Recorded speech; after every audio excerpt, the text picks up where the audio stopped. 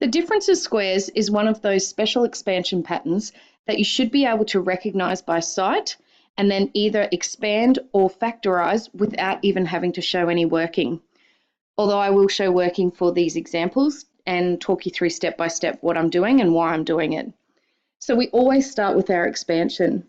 So using either FOIL or eyebrow, eyebrow, nose, mouth, depending on what you were initially taught, we can expand this and we end up with x squared plus 3x minus 3x minus 9.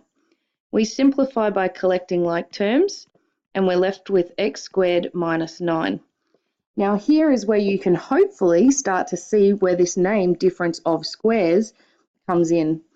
Notice that these are both square numbers and they are being subtracted. Difference of squares. Let's take a look at this one, which we want to now factorize. We know that 4 is a square number, x squared is a square number, and 16 is a square number. So following this pattern that we used before, we can now put this into brackets. Note that it only works if this number is being subtracted. That's very important here. So essentially in each bracket goes the square root of these numbers. So in the first bracket, I'm going to have 2x and 4.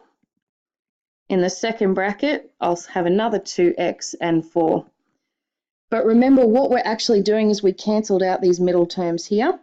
So we need for one of the brackets to be positive and one of the brackets to be negative. And that's your difference of squares. So from that now, you should be able to see we can make a general rule. So we can say that a plus b multiplied by a minus b is equal to a squared minus b squared. And that is the difference of squares. As I said at the very start of this video, this is one of those common ones that you should be able to recognize and either expand or factorize without any working.